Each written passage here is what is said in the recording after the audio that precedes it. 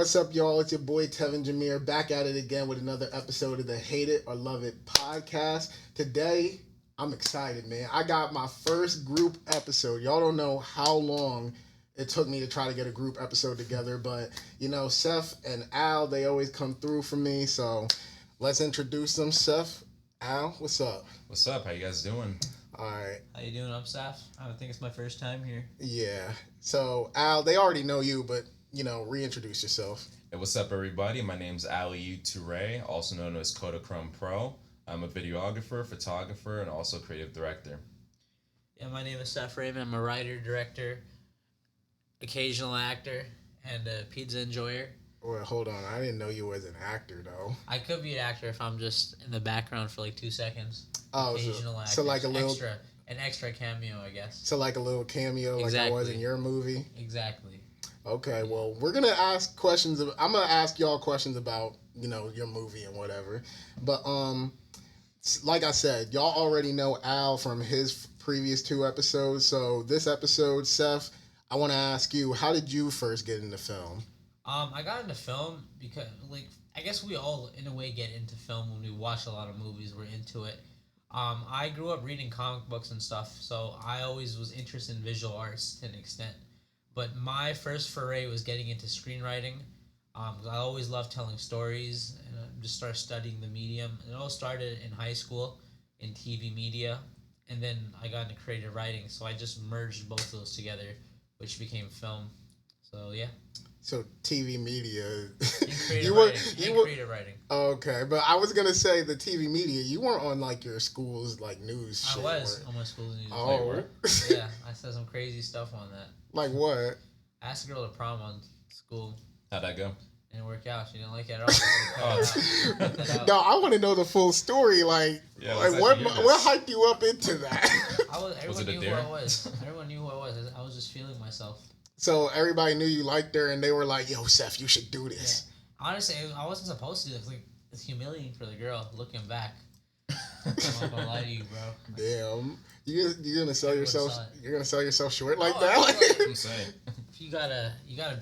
It has to be in a way where it's slick, but everyone saw. So she's pressured to say yes, but. It didn't work out. So she said yes. I should lie. She said yes in front of everybody and then DM'd you later nah, slam up. About earlier? No, period. Basically, that's basically what happened. Damn. But it is what it is. Shit. Fuck you, Rebecca. I was going to ask you to say her name, but I didn't think you wanted to. It's probably a basic name, so it probably doesn't matter. Rebecca, that is basic. How many Beccas we know? No diss to Becca, you cool. Al, you know which one I'm talking about. Yeah, I do. So yeah, that little bit about Saif. So what was your first short film like?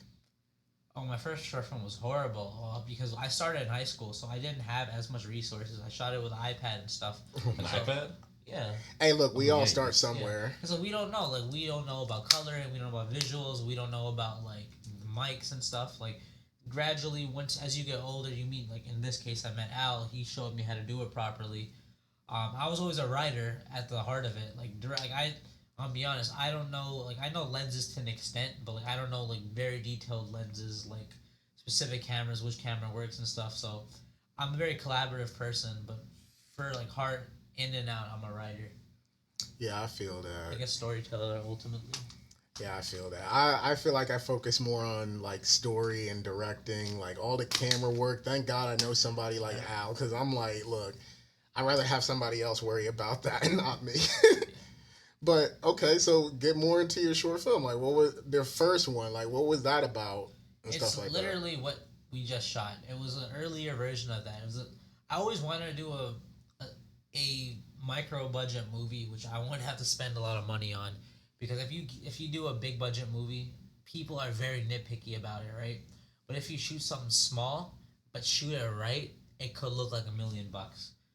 So my first short film was ultimately the same zombie. I think I showed Al. I showed Al the short film. Yeah, you did. It's literally the same thing. Where was it shot at? What the fuck? You ain't gonna show me? I'll show it to you. I think I have it somewhere. I shot outside Target. Yeah, it looked like backyard. I thought it was outside of a hospital or something. Yeah, I mean. Yeah. Outside of Target, none of the employees. No, it was a big it was our Target at Voorhees has like this weird woods area, and we shot it there for like 10 minutes. It was so bad. I'm not gonna lie to you.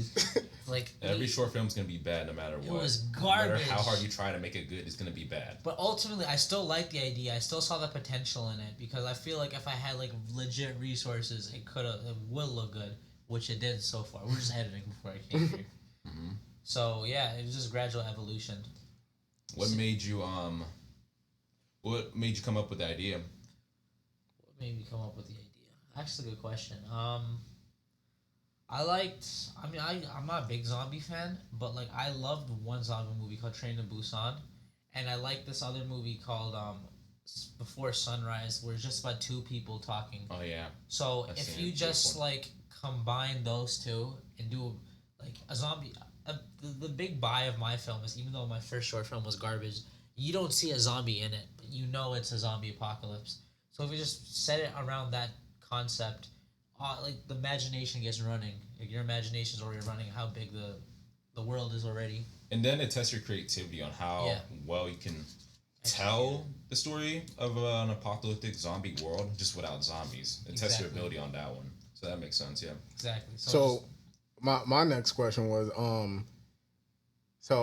we're still talking about the first one, but I was just gonna ask you real quick, like, how many short films do you have? I think 3 or 4. We actually did something during the pandemic, which I just wanted to get something out there. I was really itching creatively. That was a found footage movie we made. It's not bad. It's okay. I'm gonna link that below for y'all. That was really fun to do. I wanted to put that into a festival, but then I watched it over again. I was like, oh, we could do a little better than that. But it's not bad. It's like about this dude's birthday. It's about this jock, right, named Matt, and it's his birthday party. It's coming up. And the whole thing is everyone hates this guy, so he's like interviewing random people around, and they all like hate this dude. I don't want to spoil it for you, but like it doesn't end well when he goes to go visit that guy. Mm-hmm. Oh, okay. Like half of the cast is in the short film, the legit one we just made. Now, I mean, I'm skipping questions here, but since we're already on it, how do you feel like you improved on Last Breath compared to the last film that you shot during the pandemic? Well, we actually legitimately, I mean, of course, every film has editing, but like we are very, very slick with color grading. We use a legit, so like with the other short film, I use the iPhone first of all, and then I got Al's help, and he uses a legit camera.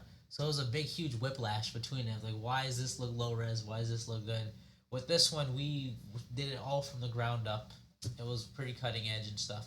And we had a legit makeup artist this time, like a legit. That makeup went crazy. Exactly. Mm-hmm. And we had a whole crew this time. It was like 5 or 6 people, and everyone. We had a lighting crew. We had mics, and like the location was beautiful. Like it was like a legit movie. It was we actually did a movie. This one was like it felt like a student short film, the one we did last time, like running around. But I don't think it was bad by any stretch. That was more of an experiment. It was like a prep. Me and Al were kind of getting to know each other too. Yeah, I will say this, Seth. You know, working with you on the last short film, it was very inspiring. And the stuff that y'all two did, I'm not going to lie, and this is no diss to, anybody else's short film I worked on, but I would say, like, y'all had the best experience for me, like, working on a short film. Like, thank you. How so? How so? Well, like you said, y'all are a lot more professional. The story made a lot more sense. Like, I'm not gonna look. I really hope that the people that I did short films with, I hope they don't take this. I hope they don't take this as a diss if they are watching. But I remember, like, when I was working on like one of the last few short films I was working on when I was at George Mason. Okay. So at the end of every semester, we usually have like a film festival where they show off like all the different films from the different classes. And I was hyping it up to my 2 friends that came with me. And I was like, yo, this is a film that I helped work on. Like, y'all need to come on. Y'all need to come through. And at the end of it, I asked them how they felt. And I felt like I had some type of bias since, like, I helped work on it. But they were like, Tevin, cinematography wasn't bad. And the sound wasn't too bad. But, like, the story was like, we didn't know what was the point of it all. Oh, yeah. So Yeah, like jumping from that, and I mean that's not the last one that I worked on, but jumping from something like that to y'all's where like y'all planned everything out, like color grading, audio, story, like it actually felt like I'm genuinely working on a real film set or whatever. To be fair, 4 years I've been writing it, so like. Yeah, that bitch better be good. You put 4 years into it. I'm writing a screenplay, like a 90-page screenplay with it. So my plan is. Oh, this is just like a short film version of it. Yeah, exactly. So you like, hitting the Ari Aster, huh? Knock on wood. So like, if this thing is successful, we get like if the strike's over, if like someone's interested in this, I'll just give them the screenplay. If I could sell it and then get an agent. Knock on wood, though. Plus, I feel like we had a lot of time from, I think, 2019. Yeah, first 3 years almost, right? Yeah, 3 years, and on top of that, you've been planning this since, like, the first actual short film you did behind the Like, target. last year, we went to Graffiti Pier just to look around the sites and we shit. went in 2021. That's even farther. Mm-hmm. I remember I called them about it in 2020. Like, literally in 2020, during the pandemic. Mm-hmm. It was the middle of the night. Yeah, it was... I still remember. Yeah, we utilized our time during the pandemic really well, just like planning out like what we were gonna do, how we're gonna make the story like coherent, the type of locations we might want to shoot at, all those type of elements. We just took that time where a lot of people weren't doing anything to plan. And we shot it during the strike too, so I guess another pandemic's happening. In a way, it does feel like the pandemic's happening again. Mm-hmm. Damn, there was something else I was gonna say, but then I done forgot. Shit. All right, well, since I forgot that thought, I do want to ask y'all, so how did you two first meet? Okay. So I remember I was, first off, I didn't know. He obviously knew me. We go to the same mosque. Mm-hmm. It was in Berlin, New Jersey. Yeah, we go to the same mosque, and he was saying, yo, man, I seen you in Camden County College. And I was like, oh, shoot. Yeah, I guess we know each other then. So I didn't really think too much about that one, but then I remember we're in the cafeteria one time, and I was editing a video. You were there actually for this one model out in Camden Waterfront. Oh yeah. Yeah, I was editing a video for that one. He saw that I was editing that video, and he was like, "Yo, man, are you into films or anything?" And I'm like, yeah, I watch plenty of films." And then he was telling me how he watched a lot of films. He said one of his favorite films actually is was it Boys in the Hood or? Yeah, at the time, yeah. Yes, sir. Yeah, he said one of his favorite films is Boys in the Hood, and then I was like, oh, nice. You're probably one of the first people who I know who like not just that film, but the director who made it, John Singleton, one of my favorite directors. He died around that time. See, only black people is usually into John Singleton. Mm-hmm. But even really. No, not even that one. Bro, I'm not kidding you. People love Spike Lee. The day that John Singleton died, I remember I was in one of my film classes. My professor said it to us it was a big deal. She was like, John Singleton died, and then nobody really showed any reaction, and she was like, okay, how many of you guys actually know who John Singleton is? Me and two other kids in the class only raised our hand. It was like a whole bunch of other white kids just sitting there just looking confused as hell. That's embarrassing. I feel like the only black director people really know is Spike Lee. Fucking Tyler Perry. Tyler Perry, oh my god. It's because of his freaking NBA love. Even if you don't really watch his movies, he's always at the games for the Knicks. Yeah, seriously. That's the only other black. And Do the Right Thing. I could not go through film school not hearing about that shit. They'll always use that, bro. They'll always say you have to watch that movie. And Jordan Peele. I can't believe I forgot. Jordan Peele's now more mainstream now. Yeah, Jordan Peele, Ryan Coogler, all of them. Yeah, they're getting up now. But John Singleton slept on. Oh my god. Yeah, it surprised me when you said that you like John Singleton over Spike Lee because, yeah, like you said, you go to film school, the only black director they will actually show is a Spike Lee a film. Spike Lee I'm not going to say that. But yeah, they were showing a lot of that one. So when I met someone who actually not only likes film or art in New Jersey, you don't get a lot of that in New Jersey, I'm going to be honest with you. If you talk to somebody about film, they just don't listen to you. But yeah, once I met someone who I can tell is really into film because obviously you know John Singleton, you watch a lot of movies. Yeah, I was like, oh shoot, this is actually a cool dude. So we're hanging out from there. We're just planning out ideas, and yeah, that's how we pretty much met right there. So what was y'all first hangout like? I don't remember. Our first hangout. I think at Rowan, right? Did we? No, that wasn't the one where I was there, right? No. I'm trying to figure out the first one. That was a long time ago. It was 50 hangouts between us. I'm trying to figure out when we officially hung out because literally when you actually approached me in the cafeteria, that was like I would say a week or two before the lockdown actually Oh happened. yeah, bro. Yeah, Oh my so god, that was February. Wow. it was February. It was like March or February around that time. But dang, that's a good question. I guess I Rowan. Oh no, not Rowan. Now, the first time the three of us ever linked up was at Rowan. Yeah. First time the three of us meet. Okay, let's talk about that one. I don't know All right. because the thing about it is we don't have enough. We never officially hung out. It's We pretty did. much. Well, we talked. I think Like, Philly. me We went and to you? Philly. I remember we went to Philly. But what did we do? You in took Philly? him to Philly walked Create? around. No. Wait, Yes. I did once, but yeah. We just walked around Philly. I think just chopping it up, just hanging out, feeling each other out. Okay. But I think But yeah, so the second The time. first time the three of us hung out. All I know is that Al was telling me about this guy named Saif. He was like, yo, he's really into film just like us and stuff like that. Like, he wants to be a director. And he was like, what day are you free? So all three of us can link up and, whatever, talk. Mm-hmm. And yeah, we all went to Rowan. And I mean, if y'all want to tell the story, Al, you created a monster that day. I hope you know that. I did. So what had happened was, right, so this is when, we all met each other, or you formally met Seth. Mm-hmm. We were editing we're editing Happy Birthday Matt. Oh, The found footage That's film. the one we did a while ago. So we were in the study room in the library. Across the library, we seen this one beautiful girl, right? And throughout the whole editing process, you're like, yo, she looks good. And I'm like, okay, let's keep editing. And then after a while, I don't know, you just gave up out of nowhere. You're like, all right, Al, you got that one. And I was like, okay, cool. So we were just finished editing the video. Of course, as we're leaving, she's leaving as well. This is the first time I've ever honestly done like a cold approach like that. I never shoot my shot with a girl. I usually just did it during DMs or do it on DMs.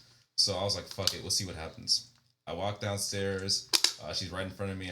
I'm like, hey, what's up? That's not what happened, but that's, mind you, this was like, 2020, so 3 years ago. I said, hey, what's up? She was like, hey, how you doing? I was like, hey, I'm not gonna lie, my name's Aliu. I think you're pretty cute. We should definitely hang out sometime. And she's like, oh, thank you. And I heard she had a little accent. I thought she was Latina. Oh, but I boy. heard a little accent, Oh, so I was like, oh, shoot, where are you from? She said, I think she's from Turkey. Yeah, she's from Turkey. So I was like, all right, bet. I'm Muslim. She's from Turkey. Turkey's a predominantly Muslim place. So I was like, all right, assalamu alaikum. Walaikum salam. And no, the whole time Al is over there, me and Seth, our perspective. Now, I was cuffed at the time, so I wasn't worried about talking to nobody. But Seth, he was over there. He was freaking out like, yo, Al's actually talking to Seth. I'm like, yo, why is the dude so hyped? Like, yo, Seth, why were you hyped, bro? She's like so fine. I didn't think she would like to keep talking. Yeah, she was pretty. It's like if you go up to like a really bad girl, they'll probably get away from you. And No. Damn, it's like that? 10 seconds became 20 seconds. It'd be like that sometimes. And during the pandemic, too. So like, Yeah, that was another thing, too. Oh, yeah, people also, walking we were all around with down masks bad. and shit. Because we were all down bad in the pandemic. We couldn't go out anymore, bro. Couldn't go out, couldn't talk to nobody. Exactly. So like...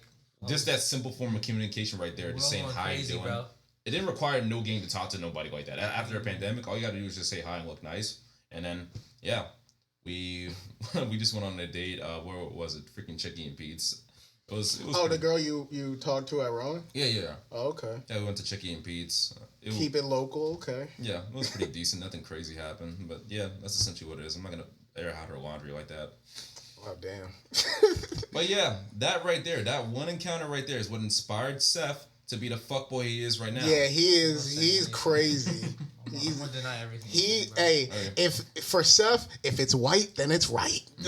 Because literally after I showed my shot with that one girl. He was looking for more girls to talk to. He was looking for Becky's, Julia's. Fucking. What's Brooks. another white name? Brooke, Zoe's. He's looking for straight up white girls all over the place. Yeah, it's funny because then we saw two girls, and I'm not gonna lie, I was like, that was my first time doing cold approach like that. So I was like, all right, let's talk some more. We saw these two girls, and we're like, COVID, sorry, we can't. Oh, I remember. Remember that? Vaguely. Yeah, it was like two girls. Oh, I remember. Yeah, two girls. We were like, all right, fuck it. There's two girls, 2-man team. Let's do it. 2-man team. Y'all about to tag team them? Nah, bro, it's a joint op. Hey, you get one for 5 minutes, I get the other for 5 minutes. That's what the time y'all. That's all it was. But yeah, pandemic. They had a mask on. Al, would you have been fine with milk? Huh? With milk? What are you talking? White girls. Yeah. You would have been fine with that? Yeah. Oh, okay. I don't care. I don't discriminate. Okay. I'm just asking. Now, all what good. were you about to say? But yeah, that encounter is what inspired him to be a fuckboy, and yeah, Thing we was- actually developed a really good friendship that time. We, yeah, we pretty much spent the fucking Tuesdays on Rowan campus talking to girls, and yeah, it was during the pandemic, so there wasn't a lot of progress out of that one. But yeah, that's how me and him. That's how we became friends. That's how you and Seth became friends as well. Mm-hmm. So Y'all used to get me cussed out every night. Oh, yeah. I know that. But we're not gonna get too deep into that. But so from hanging out at Rowan, eventually we all graduated and we started going to clubs. So, we go to clubs a lot. Seth, you be acting a fucking fool at the club. I'm denying anything. Ring pops are involved a lot when you go to the club. So, you guys got any funny club stories y'all want to tell? Our nights out and whatever? Come on, Seth. You got one. You got one that you can at least say. Ooh, no. Keep that. I really don't. I mean, I can air out your laundry right now. So I'll just deny it. You could. I'm just gonna act like it didn't happen. okay, he said he's gonna deny it anyway. So pretty much a couple nights ago. 2 nights ago. Yeah, a couple two nights ago. Yeah, 2 nights ago, Friday right? night. He went to the same. He went to the this one nice ass club called Barstool. He met this one little cute little Middle Eastern girl. No, she apparently approached him. She was all over him. She took him back to her place. She stays on campus on UPenn, and he did it. He did his job and all that stuff. Okay. Mm-hmm. And then, 6 a.m. out of nowhere, he gets a nice phone call from his dad, and his dad saying, "Where are you? Where's my BMW at? You have my car, and you still not back? Where are you at, Seth?" This man jumps the fuck out of bed. It electrified him when his dad yelled at him. He jumps fuck out of bed, bro. He was too busy to show up, huh? He jumps the fuck right out of bed, and then he just starts throwing on his clothes. The girl's like, "Where are you going?" He's like, "I gotta go." He pulled up and I gotta go. Jump out the window and everything. He can't even put his shoes on without getting running out the door butt naked, hop in the car. That's exactly what happened, but yeah, So that's a wild club story. You ain't really got no stories you want to tell. I cannot look for people to see, bro. Off camera, got a lot. Oh my god! I mean, we know the ones off camera. We there with you. No, I can't. Okay, but I do need your help with one story though. How I saved you from getting a drink thrown on you. Oh, bruh. yeah, What did you do to piss off that girl? I think she was being. I said you're a 5 or like. You just I went said up you're there. a 4. I think I told her you're a 4, and I think she probably thought I called her a whore. That's what I'm thinking back. You just randomly went up to her and said you were 4? She curved me, and then I looked closer at her face, but her attitude was like so stank. Mm-hmm. That I told her you're a 4 anyway. And then, what? And she's like recoiling. Recoil? You didn't even notice she was recoiling. Just from what I remember. Bruh. Then, like, all all I right. felt was like a yanked back. All I like, know is me and Al was getting lit in the club and whatever. I turn around because, I always like to keep track of where everybody's at. I turn around and I see Seth talking to this girl and she looks pissed the fuck off. And next thing you know, he's walking away and all I see is her she had the cup all up. Like, in Vesper, right?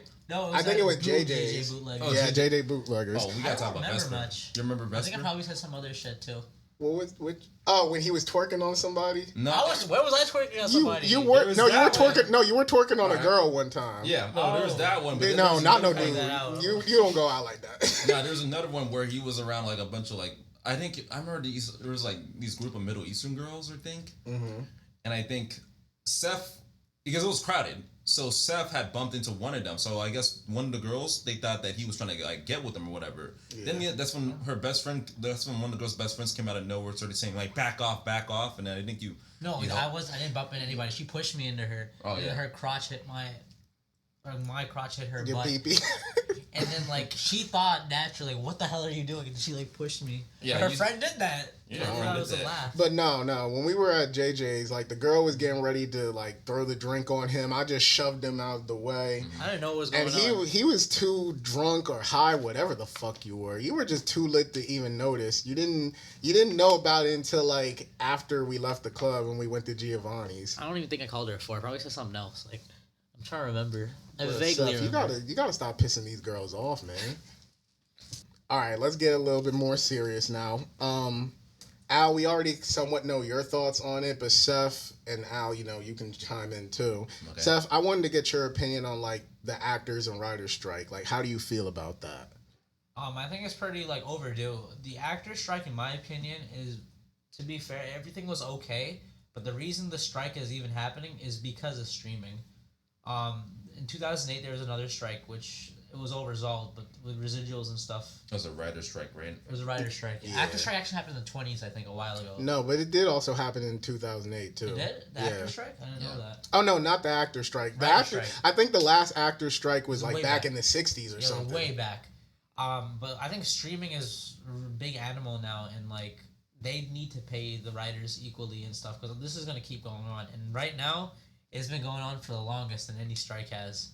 I think it's a shame personally, because they're losing money and actors are losing money. Like, yeah, like even The Rock is going to run out of money after like The Rock. After like I'm talking about big actors in general. Like they're going to need to work eventually.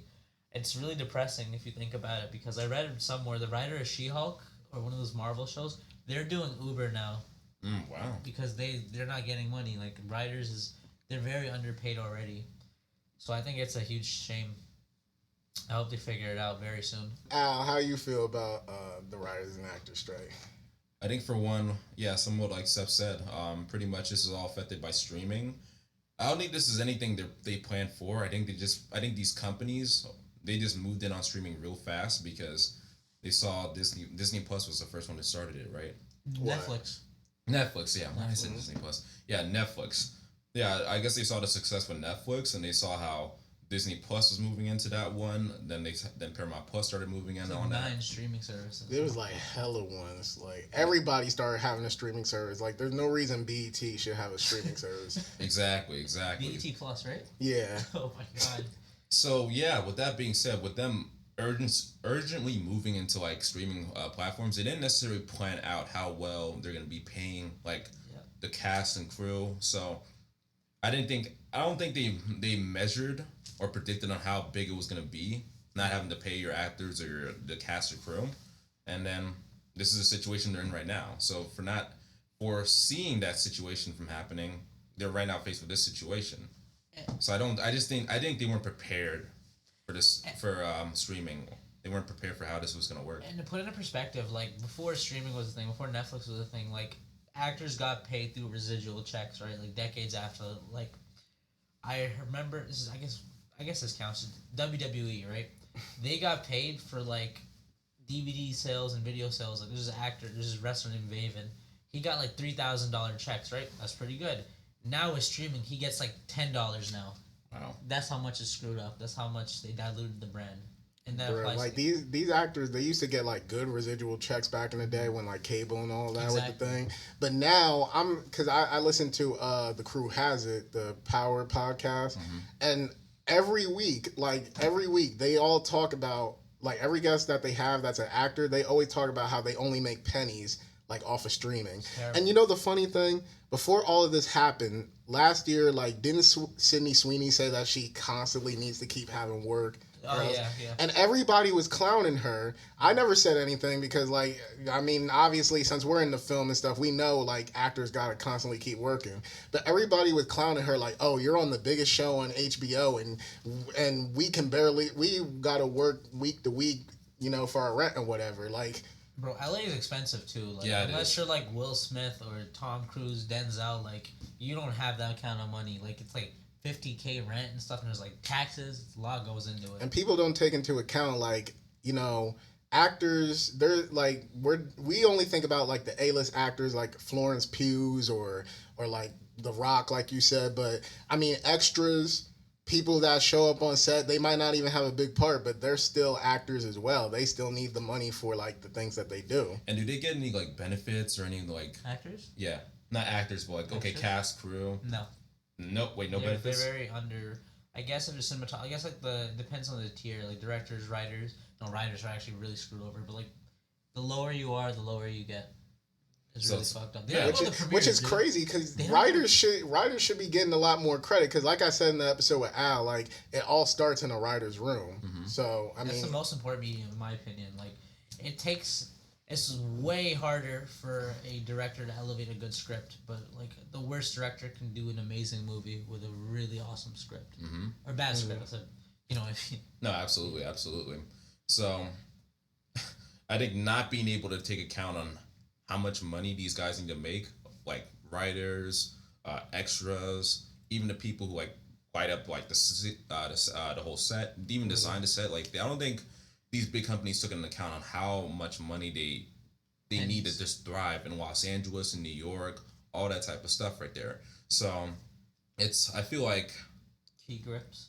yeah, all that stuff. So I feel like with this whole writer strike, I just don't think the companies really took into account on like how much money these guys need every like by the end of the month, so that way they can get their expenses taken care of. And the worst I part is know.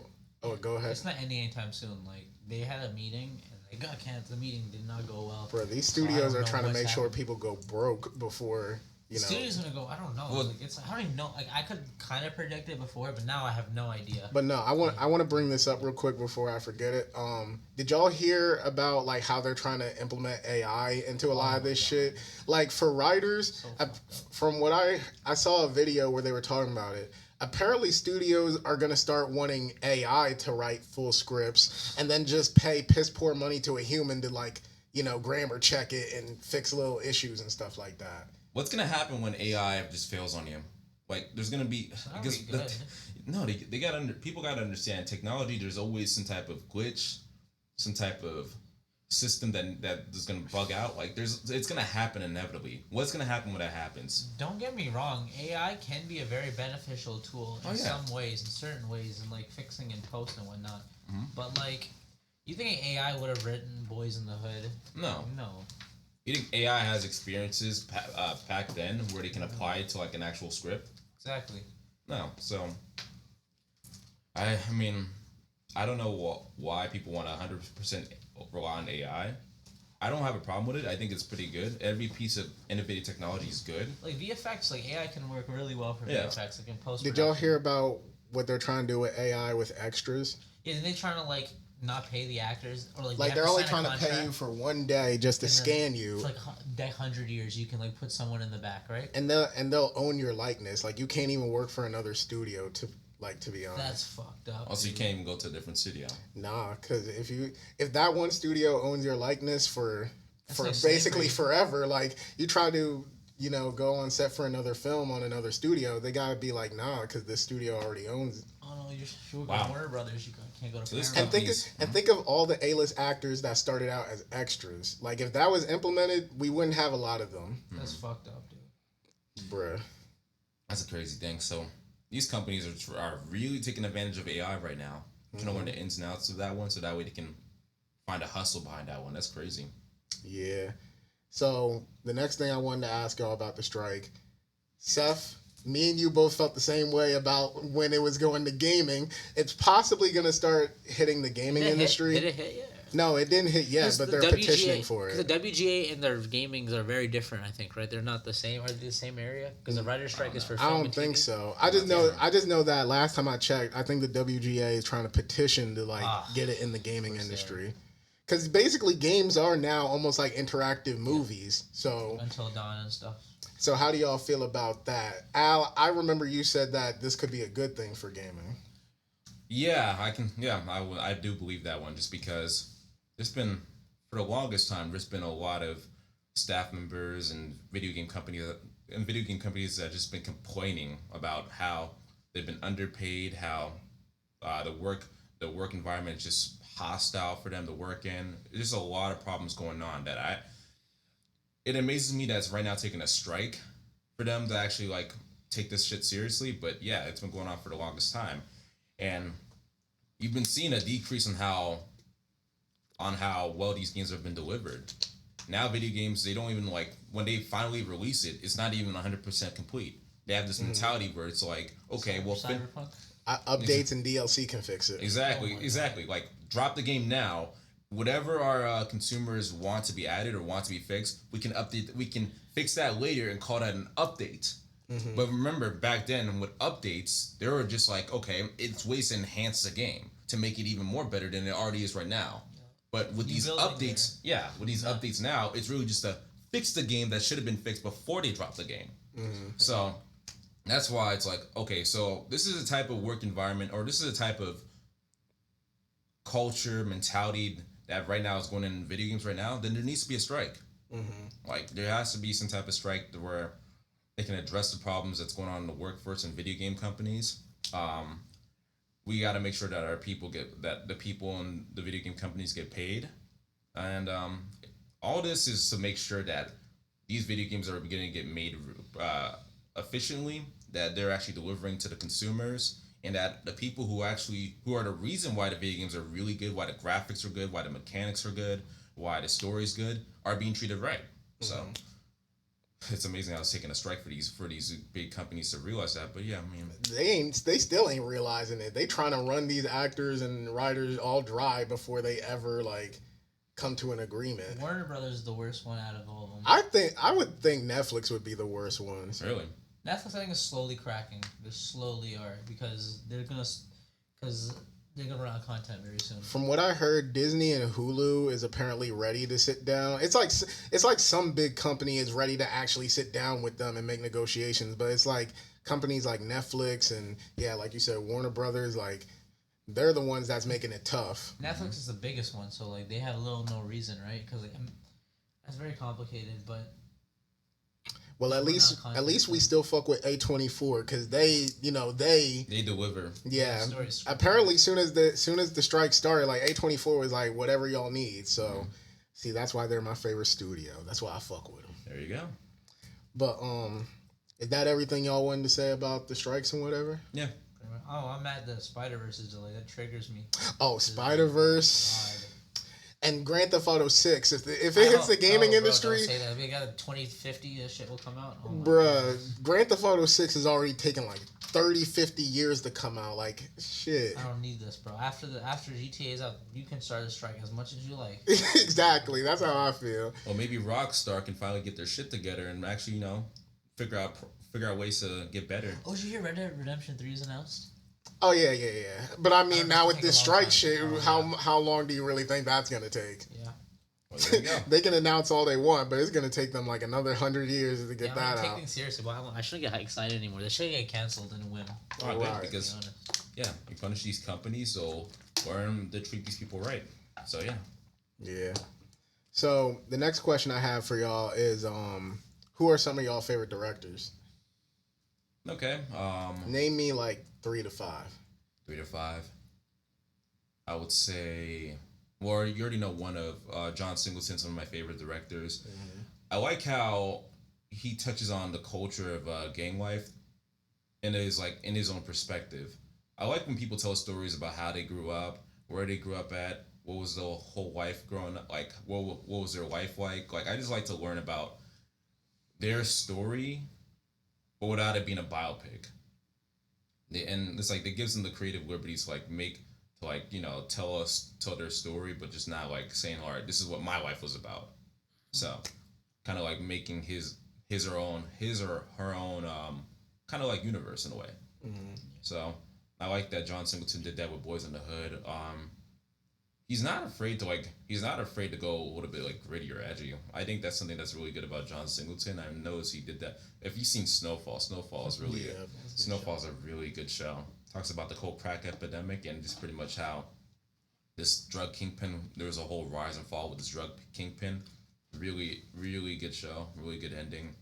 Really nice. Yeah, that ending was so unexpected too. Because every time you see a drug show, jail or death, like it's always those two options. They found a third option with that one. They call it, I'm gonna fuck this one up, but they call it, I think, drug dealer's remorse or something. I think where so. You don't die. Or survivor's remorse. I believe so. Don't quote me on this one. But It's pretty much where the drug dealer or the drug kingpin doesn't die. They don't go to jail, but they end up completely. They lost everything. They're homeless. They got no house. They got no money. No people to help them push weight or nothing. They're just literally. So what happened? He became homeless at the end.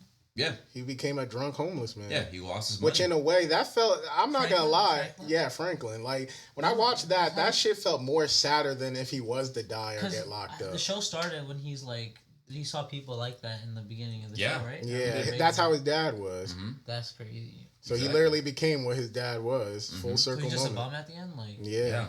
that's crazy. He's basically just a shell of himself. Mm-hmm. And then it's funny because I saw this one tweet where somebody said, if this homeless guy had told me that he used to be like a billionaire, I would not believe that shit. That's crazy because when homeless people say shit, they're like, yeah, I don't believe any of the shit you're saying. But that shit actually happened. How do you go from a college kid who pretty much didn't finish college? Yeah, he didn't finish college. To someone who's pretty much like a multi-millionaire, just running drugs, pretty much selling drugs in his own community, pretty much making the people buy off the product and essentially just getting fucked up off that one.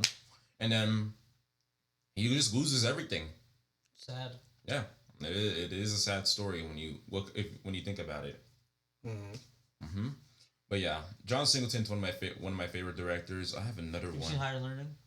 I watched Higher Learning. No, That was good. I haven't seen that one. I ain't gonna hold you. There's another one. I'm trying to think of one.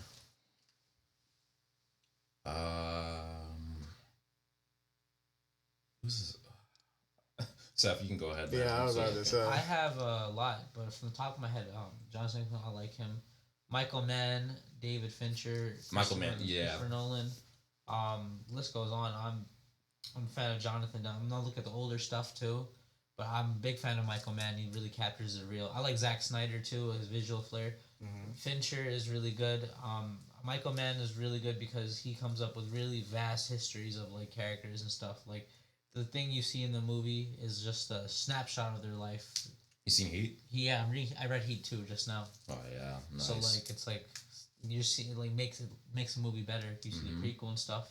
I pull a lot from what's his name, Michael Mann, like in terms of like the world building and stuff, but it's very small too. Tarantino, I like Tarantino's writing. I was waiting for you to say that one. I like Quentin Tarantino as a director. I think his writing is better than his directing, if that makes sense. True Romance is one of my favorite movies, but those five are my guys. Okay. If I had to say my five, Jordan Peele, y'all already know that one. John Singleton, I know, but I mean he really is a great director. Todd Phillips. Who is the guy that made the Before trilogy? Richard Linklater? Yeah, Richard Linklater, because he made Boyhood. That's one of my favorite movies That's ever. Crazy. And then probably Ryan Coogler, if I didn't already say him. Pretty cool. I would say, yeah, definitely David Fincher. He's one of my second favorite director. It's the way he tells stories, just really immaculate. How there's a deeper. It's really just. It's like you get into this rabbit hole. He hasn't made a bad movie. I can't think of a single bad movie he made. Like it's right. crazy. It's like every time you get into the rabbit hole, it gets deeper and deeper. It's Wait, what movies did he direct again? He did. Have you seen Zodiac? Seven, Zodiac, Gone Girl, Social Network. Oh, well, Social Network's the only one I've seen from him. Oh, okay. Bro, you're missing Seven. Seen Seven? Fight Club. Fight Club. Oh, Fight Club. Oh, okay, that's all y'all had to say. Fight Club, yeah. Mm-hmm. Okay. He has a new one coming out this year for Netflix. Okay, there's another one. Oliver Stone. I like his work. He does He's a researcher. Yeah, he used to be in the military. He's more like as they would call him, anti-American. But I like to learn about like just politics and war from like a different perspective, not always the Americans' right type of perspective. I always want to just hear it from like someone else's perspective and just have an open mind. Yeah, he did JFK on that one.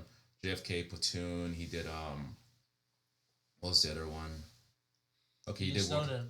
She does a very anti-American, which is very interesting. He gets away with that stuff. Yeah, because it's like in America you have freedom of speech. You can do whatever you want. But yeah, just like I just like seeing it from a different perspective rather than us being the hero all the time. I like to see the realistic shit behind stuff. Another director I would say,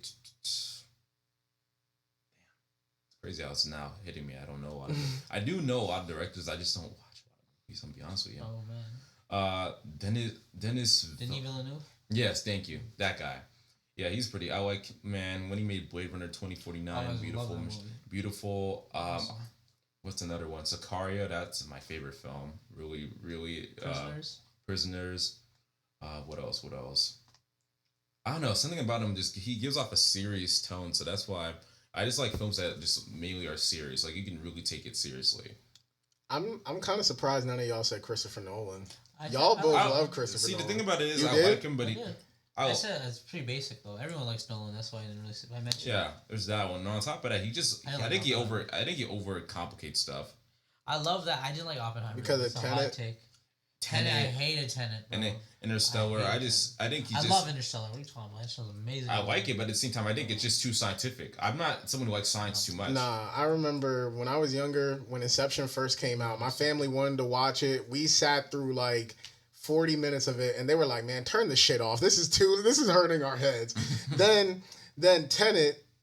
I saw that with Al. Me and Sinair went to go see that with Al, and like it wasn't a bad movie, but we was also sitting there like questioning every 5 seconds, like what are y'all talking about? This is too scientific. I will say the Dark Knight trilogy was really good though. Those are like simple movies. Unpopular opinion though, but I think the third Dark Knight was better than the second love Dark Knight Rises, bro. I'm not gonna lie to you. People hate that shit so much. No, Bane was a good ass villain. He's so iconic. Like, you know, Tom Hardy's a midget in real life. Like, he made him look like big as shit. He's like shorter than me almost. Isn't that crazy? Damn. I gotta see him out of the movie now. Oh God. But all right, Al, do you have any more directors? Not at the top of my head, but yeah. You seen Oppenheimer? I'm supposed to see it soon. I haven't seen it yet either. Okay. Yeah, I gotta bootleg that shit. Same. Try to drink coffee before it, bro. Yeah. So the next question is, what's some of y'all favorite film genres? Definitely action. I just like how everything's all fast paced. Fast and Furious. No, not necessarily. Well, the Fast and Furious. The Fast and Furious, Tokyo Drift, Fast and Furious 4. Tokyo Drift? Yeah. Man, people will keep talking shit about Tokyo Drift, but here's the thing. For one, it's actually about cars, which is like, if you're a car enthusiast, you're gonna like that one. That shit was boring. I mean, look, if I have to give some praise to Tokyo Drift, the cinematography is gorgeous. Yeah, cinematography, the look of the movie, like Tokyo looked amazing in that movie. Very slick. Like, yeah, the look of it, but the story made me go to fuck to sleep. I'm surprised they made it though. Like, none of the actors were in it besides the Vin Diesel scene. And why Bow Wow?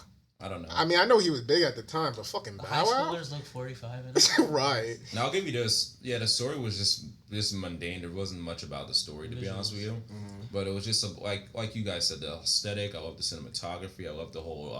and the soundtrack, too. Yeah, my favorite was Too Fast. I like it. It was very underrated. Damn, am I the only Furious 7 person here? Everyone was Furious 7. That's a very popular opinion. People love it. They really should have fucking ended it there. I thought they did. When they announced like Fate of Furious, I thought I was like, wait, what? What? They never said they were gonna end it. Here's the thing: Fast and Furious is one of Universal's highest budget. No, it's Vin Diesel. Vin Diesel's the reason. Like they would end it if it's the highest, it's the highest grossing film. So that's why think about it in a business perspective. Think about it in a business perspective. Why would we shut that piece of work down if we're making money off of that? That's not why. I mean, they could. I guess you're right in a way. But Vin Diesel's the reason why these franchises continuing. If Vin Diesel wanted to end it, they'd end it. But this is Vin Diesel's meal ticket, bro.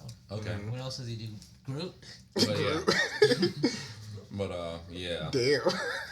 What does he do, Groot? But yeah, action. I do like documentaries. You better say war films. Yeah, I mean, that's pretty much under the same thing. You seen Fury? Huh? You seen Fury? Yes, I have. Good movie. Yeah, pretty dope on that one. Documentaries. I like when people tell an untold story, and it just gives you a lot of things to learn about. I do like romance. I think as long as it's not no cheesy bullshit, like as long as there's like as long as there ain't no Hallmark movie. Yeah, as long as there ain't no Hallmark movie, you're right, 100%. So yeah, as long as I don't know, there has to be a deeper element with romance. That's why I actually like before the Before trilogy, like Before Sunrise, just because it's really just about a guy and a girl. They meet each other in Vienna, and they literally just spend that whole day with each other, and they just fall for each other that day. And as much as it's not too realistic, well, the fact that someone's gonna fall fall in love with somebody. Ethan Hawke is hella creepy in that movie. I'd run the hell away if I saw him. Anyways. Damn. But yeah, it's pretty. Yeah, I like romance movies. I feel like there's a lot that can be told with romance, especially now where romance is just either people just don't see, people are just not fully embracing romance, or people just want to have options or have fun, all that nonsense. Yeah, I would definitely like to make a romance movie on this time. That would definitely highlight a lot. It could be controversial, it could be realistic, but whatever. But yeah, romance movies. Definitely dramas. I love dramas. And coming to age films, definitely a lot. Especially I'm like what 24 right now. I definitely feel like I'm still in like a developmental part of my life where I'm just learning a lot about. Bro, people be acting like our age is old now, but we're still growing and learning. Nah, 26, not even 27. They say when you hit 25 or 26, that's when it's like your brain just stops developing right there. That's a fucking lie. I'm still thinking. I'm still developing. Right, that's what they say. Well, yeah, just those genres, I fuck with them. Mm-hmm. So, Saif, what about you? I'll just say it. Of course, I appreciate other genres, but I love thrillers. That's like a very vast thing. But I feel like in movie theaters, when you watch a movie, people have to sit up to watch it, and that's only frequent with thrillers. Mostly all the time. It's probably David Fincher. I like the Nolan movies, stuff like that. Okay. That's what got me to writing screenplays. Mm-hmm. I would say for me, like horror, thriller, comedies. I've been getting into a little bit more drama, but I'm mostly a comedy and horror guy. Yeah, you guys will see that with the short film that I'm going to make soon. Gotcha. That's very, very horrific. Okay. Al, I really want you to answer this. Seth, of course, you too. What's your guilty pleasure movie? X-Men Wolverine. What else? I think about this one. What else? Al already knows mine. Well, obviously, Tokyo Drift is obviously a guilty pleasure. What else? Actually, maybe you don't know. I probably don't know. You probably know one of them. But... yeah. What's a shitty movie that's I find really good? I don't know. For one, I don't have the patience for shitty movies. So if I know. if I can immediately see just that it's cliched, I'm like, all right, y'all just didn't try. I'm not gonna. I'd be forcing this dude to watch parody movies with me. Yeah, that's some stupid shit. I'm like, I don't have the time for that, man. I don't know how you. Hey, but you be fucking dying there, so you have to admit, superhero movie was decent. Oh my that's God. What I'm laughing at. I'm not gonna deny that one. I just laugh because how stupid it is. It's like, how do y'all actually make a stupid movie? Now, disaster movie, that one is trash. I'll admit that one was actually trash. Mm-hmm. Epic movie, you seen that one? Yeah. That one was fucking garbage too. I think the only good parody movies really is just Scary Movie 1 and 2 and then Superhero Movie and A Haunted House. The first Haunted House, not the second one. That shit was not funny. 50 Shades of Black. That shit was not funny either. That was funny. No, I'm mentioning them. They're made by the same people. I actually thought you said 50 Shades of Grey. I was like, that's not. Nah, 50 Shades of Black. That's the Marlon Wayans parody of it. Damn, I'm trying to think of another. I'll say mine. I guess Spy Kids. I love. This is my favorite, funniest. What? Movie. Spy Kids is. I mean, it's not. I like Spy Kids. I don't want to say. It's bad nowadays. I'm a grown ass man. Like, did you see they're making a remake soon? Fuck that. That's so dumb. Like, why? They did it a while ago, right? With Jessica Alba, a minute ago. Yeah, that was. What's Robert Rodriguez doing, bro? Like, stop, end it right there. He's trying to revive his series, just like how he revived Shark Boy and Lava Girl slightly. Oh yeah, that was a sequel though. Okay, I will say it was a slightly sequel. They weren't the center of it though. I will say G.I. Joe Rise of Cobra. I agree. That's my guilty pleasure. I'm not gonna lie. Only because that was bad. Bro, why the fuck was Marlon Wayans in that shit? I don't know why he was in that, bro. Only because Joseph Gordon-Levitt was in that movie. And only because that movie, a lot of action scenes, I actually like that one. And of course, it's military, so I fuck with that. Had a big cast. Had Channing Tatum. Yep. A-list. I would say my guilty pleasure movies. I genuinely don't think this is a bad movie, but superhero movie. Grown Ups 2, I can admit, is a pretty bad movie filmmaking wise, but I personally enjoy it. But my main guilty pleasure movie is The Room. Oh yeah. Yeah, when they showed it in theaters, I went. That was like one of the best movie experiences I ever had. People was clapping, cheering like during all the iconic scenes and whatever. Like that was the most fun film experience I ever had. Oh wow. I guess Batman Forever. You seen that one? No. Older Batman Forever. That's my guilty. Was that the George Clooney one? No, the one before it. It's with Jim Carrey. Oh yeah, I heard a lot of bad shit about that. My guilty pleasure movie. I saw the director's cut recently. It was pretty actually surprisingly good. Secretly. Wow. What do you mean secretly? So I went to who Kevin Smith is. He Yeah. was on Degrassi a while ago. He had this thing in upper New Jersey, and he played it at the end. It's a completely different movie. It's kind of darker. Oh, okay.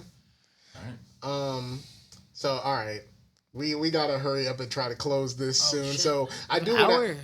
Yeah, I do at least like to go for an hour. So I just want to ask y'all a few questions about your upcoming movie stuff. So what's the name of it? It's Last Breath, but I'm trying to think of a different title right now. But let me tell you what it's about. Yeah, go ahead. So I said earlier, it's about a zombie movie without any zombies. It's about a character. There's a specific guy. The protagonist has been bit by a zombie, and he meets another survivor in the apocalypse. And these two are just gonna have are just having one conversation before he turns. That's it. It's a short film, but think of it as Before Sunrise, but with zombies. I guess. A romantic movie, but with zombies. Not even romantic. They don't like each other. Yeah, that shit was not romantic. It could be. I guess you can interpret it that way. Nah, there's no way you can interpret that shit. Anyways. I don't know, man. That just seemed like two strangers just kind of getting to know each other. Good. Yeah, like a quick speed date while he dies. That was fun to make. I'm surprised we got that made. I'm shocked.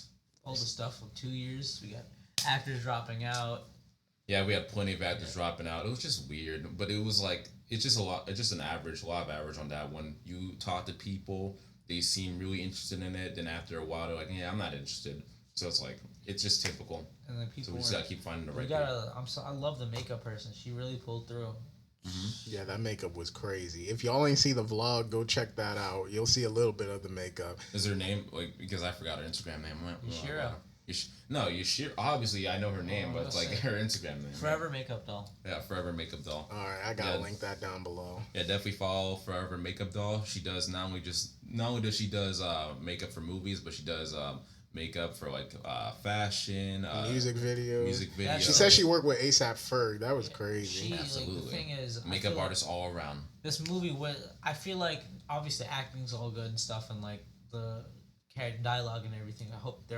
I'm sure that's all good, but the big buy for this is the makeup, in my opinion. Okay. Because it looks crazy how it came out. She started making me feel weird. That shit did make me feel a little sick, especially with, I'm not gonna say it, but like at the end. Oh, the spin feeling? Yeah. Oh, God. But you slightly touched on it, but if you have more to say, then add some. What was the inspiration behind the movie? I saw, when I was talking, I already made it a while ago in high school, but I saw Train to Busan on Netflix. It's a Korean zombie movie.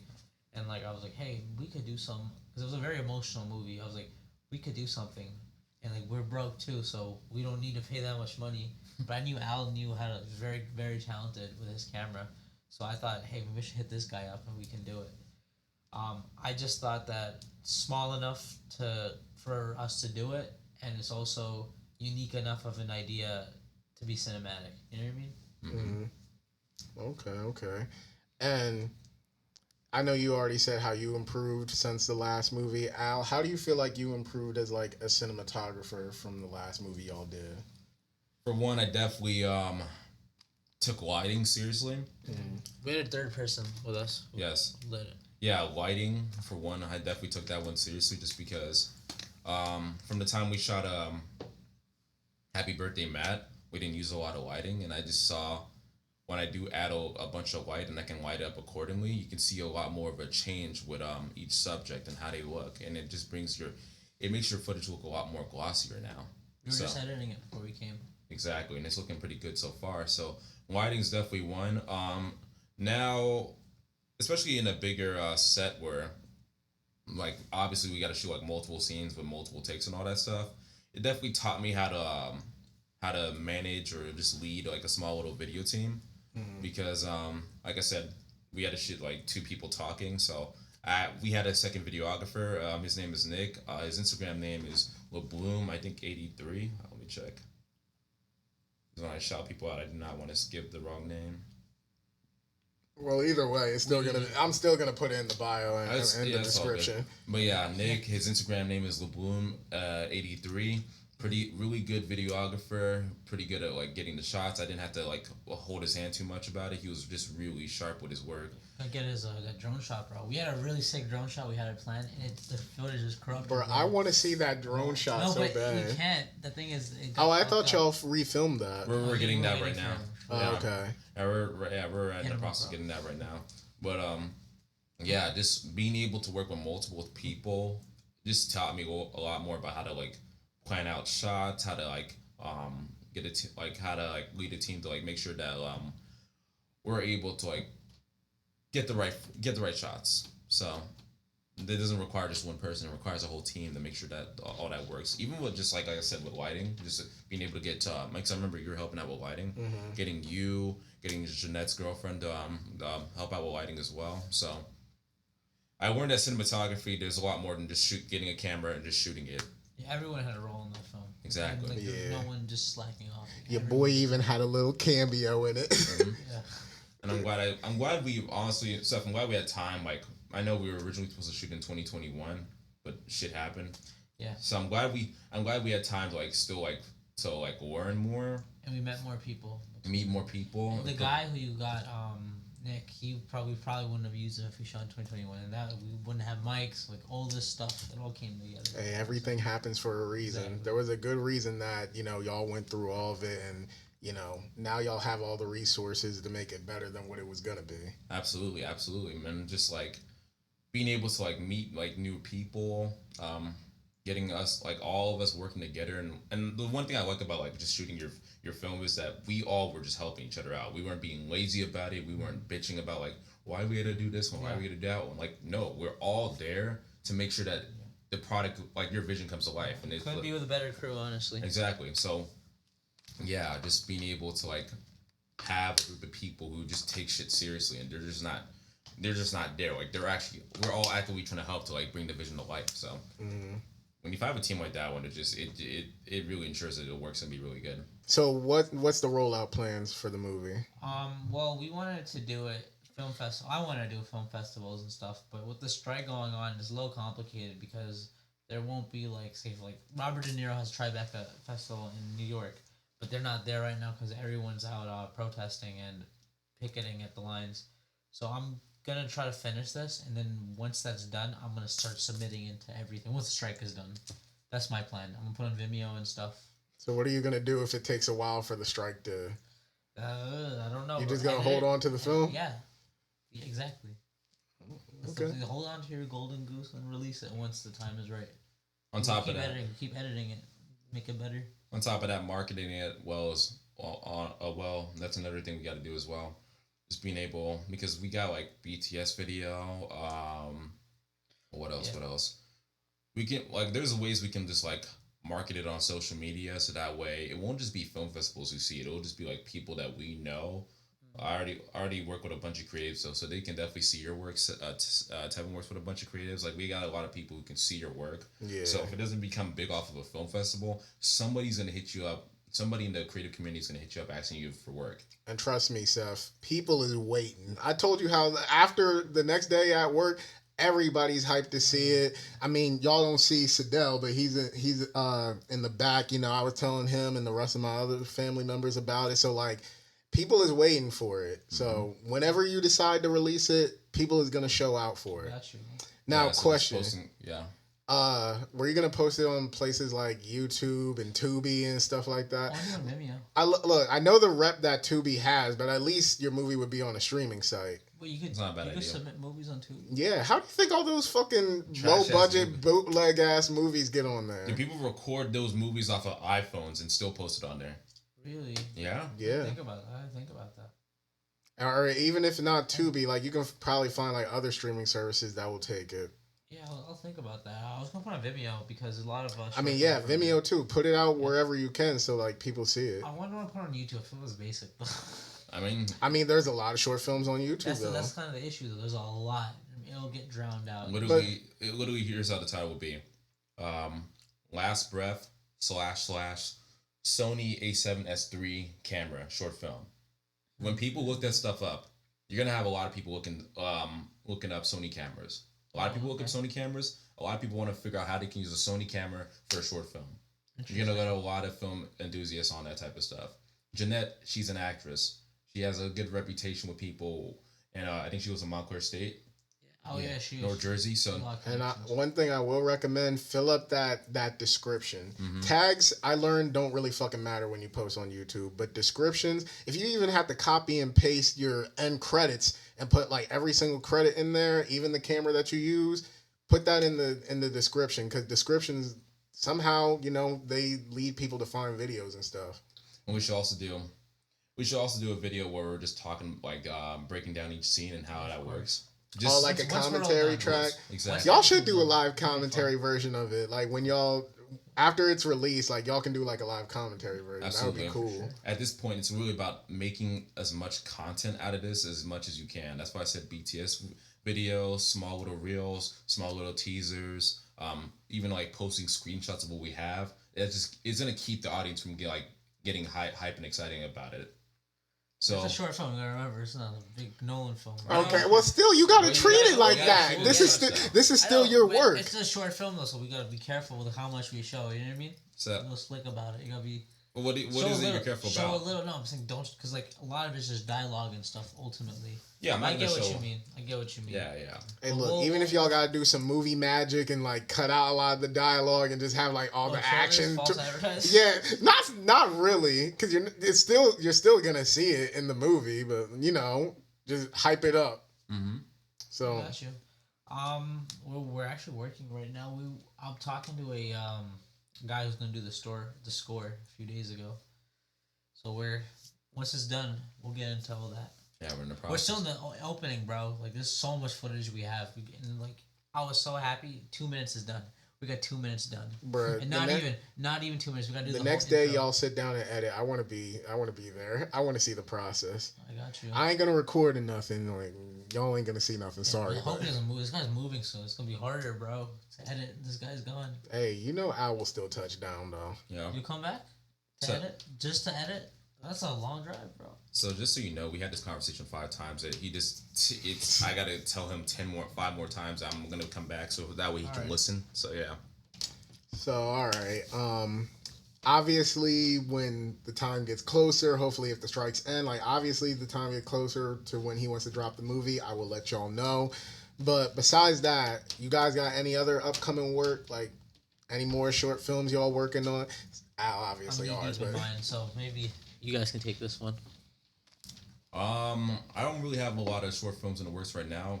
I definitely been writing down a lot of ideas, and it's nothing that I want to do soon, but it's just like I know when I have a production company and I have things up and running, like once I actually have like a full team and I like a lot of cameras to actually get this shit up and running, then yeah, I can definitely get these projects up and running, but nothing too soon, nothing short term. So I don't have a lot right now.